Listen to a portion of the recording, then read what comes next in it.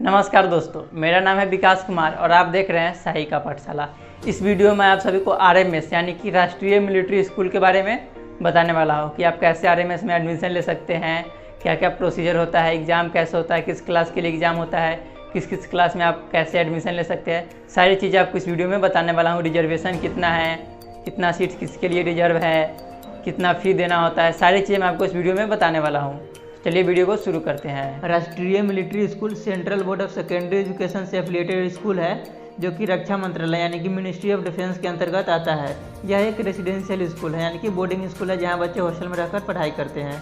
जिस तरह सैनिक और नवोदय में होता है कि यदि आप सैनिक नवोदय में पढ़ते हैं तो आपको उसी को हॉस्टल में रहना होगा, उसी तरह मिलिट्री स्कूल में भी है। मिलिट्री स्कूल एक बोर्डिंग स्कूल है जहाँ बच्चे मिलिट्री स्कूल के हॉस्टल में ही रहकर पढ़ाई करते हैं। राष्ट्रीय मिलिट्री स्कूल की शुरुआत king George royal Indian military school के नाम से शुरू किया गया ताकि रक्षा कर्मी के बच्चों के पढ़ाई का ध्यान रखा जा सके, यानी जिनके माता पिता डिफेंस में थे उनके लिए स्कूल 1925 ईस्वी में बनवाया गया था।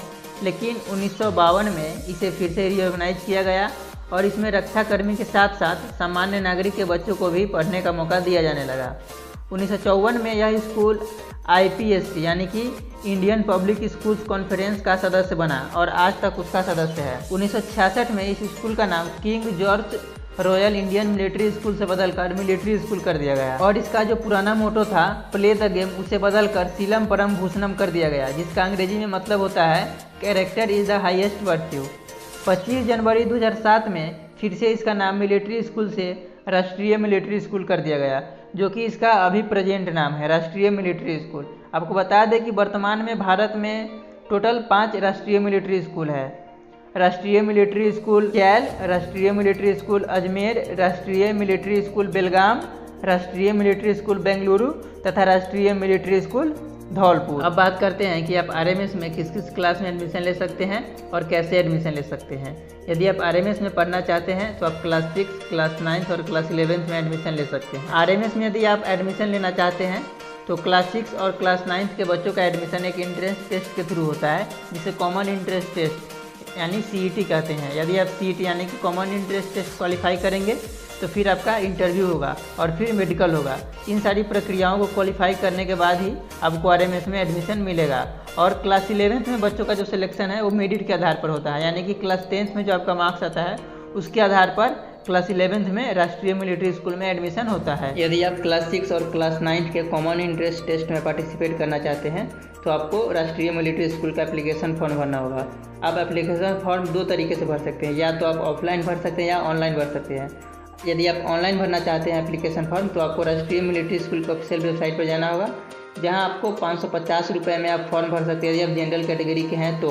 यदि आप SC/ST कैटेगरी से आते हैं तो आपको 275 रुपये लगेंगे ऑनलाइन एप्लीकेशन फॉर्म के राष्ट्रीय मिलिट्री स्कूल क्लास 6 और क्लास 9 के लिए। और आप चाहें तो ऑफलाइन भी भर सकते हैं। उसके लिए आपको क्या करना होगा, आपको ड्राफ्ट के थ्रू पे करना होगा और आप ऑफलाइन पोस्ट के थ्रू फॉर्म मंगवा सकते हैं राष्ट्रीय मिलिट्री स्कूल का। उसके लिए आपको क्या करना पड़ेगा, उसके लिए आपको राष्ट्रीय मिलिट्री स्कूल के प्रिंसिपल को 600 रुपये देना होगा, एप्लीकेशन फॉर्म का 600 रुपये यदि आप पोस्ट के थ्रू मंगवाना चाहते हैं और जनरल कैटेगरी के हैं तो।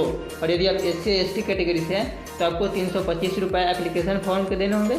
साथ ही साथ आपको 50 रुपये पोस्ट का चार्ज भी देना होता है ऑफलाइन फॉर्म भरने के लिए। तो आप ऑनलाइन और ऑफलाइन दोनों भर सकते हैं। यदि आप ऑनलाइन भरना चाहते हैं तो आप राष्ट्रीय मिलिट्री स्कूल के ऑफिशियल वेबसाइट पर जाकर फॉर्म भर सकते हैं। राष्ट्रीय मिलिट्री स्कूल का जो कॉमन इंट्रेंस टेस्ट होता है वो OMR बेस्ड होता है, यानी कि आपका जो आंसर है वो OMR पर देना होता है। अब बात करते हैं एज लिमिट का। आरएमएस का जो कॉमन इंट्रेंस टेस्ट है जो दिसंबर में क्लास 6 और क्लास 9 के स्टूडेंट्स के लिए होता है। यदि आप क्लास 6 में एडमिशन लेना चाहते हैं तो आपका एज 10 वर्ष से कम नहीं होना चाहिए और 12 वर्ष से ज़्यादा नहीं होना चाहिए क्लास 6 के लिए। और जिस वर्ष आप एडमिशन लेंगे उस वर्ष के 31 मार्च तक, यानी कि जिस वर्ष आप एडमिशन लेंगे उस वर्ष के 31 मार्च तक आपका जो एज है वो 10 वर्ष से कम नहीं होना चाहिए और 12 वर्ष से ज़्यादा नहीं होना चाहिए। और यदि आप क्लास 9 में एडमिशन लेना चाहते हैं तो आपकी उम्र 13 वर्ष से कम नहीं होनी चाहिए और 15 वर्ष से ज़्यादा नहीं होनी चाहिए 31 मार्च तक जिस वर्ष आप एडमिशन लेंगे उस वर्ष। अब बात करते हैं क्लास 11 की एज लिमिट का। तो यदि आप क्लास 11 में एडमिशन लेना चाहते हैं तो आपका एज 15 वर्ष से कम नहीं होना चाहिए और 16 वर्ष से ज़्यादा नहीं होनी चाहिए 1 जुलाई तक, जिस वर्ष आप एडमिशन लेंगे उस वर्ष तक।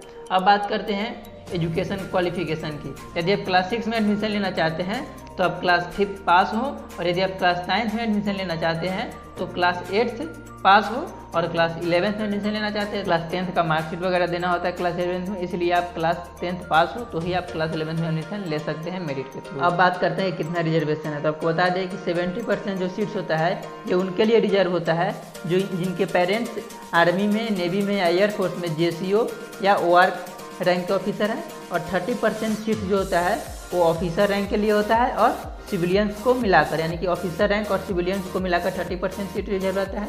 27% जो सीट होता है वो OBC के लिए रिजर्व होता है, 15% जो सीट होता है वो SC के लिए, और 7.5% सीट जो होता है वो ST के लिए रिजर्व रहता है। इसके अलावा जो 50 सीट्स होता है जो उनके लिए रिजर्व होता है जिनके पेरेंट्स हैं वो किसी एक्शन में मारे गए हैं, यानी कि किसी वार वगैरह में कोई लड़ाई वड़ाई हो गया या आर्मी में है तो उसको मार गए हैं, किसी लड़ाई वगैरह में मरे, किसी एक्शन में मरे हैं, तो उनके लिए 50% सीट्स रिजर्व रहता है। अब बात करते हैं स्कूल फ़ी के बारे में। तो आपको बता दें कि स्कूल फ़ी भी है, वो भी कैटेगरी वाइज है। तो आप देख सकते हैं जिनके पेरेंट्स आर्मी में या नेवी में या एयरफोर्स में OR और अदर रैंक के हैं, या एक सर्विसमैन भी है जो आर्मी में जो OR या अदर रैंक के हैं, उनको जो ट्यूशन फ़ी होता है 1 साल का वो 12,000 रुपये लगता है। उसके अलावा जो कॉशन मनी होता है वो एक बार लगता है 1200 यानी कि 1200। के बाद जो आर्मी में JCO होते हैं या नेवी या एयरफोर्स में या एक सर्विसमैन होते हैं उनके चाइल्ड को 1 साल का ट्यूशन फ़ी 18,000 लगता है, और कॉशन मनी 1800 यानी कि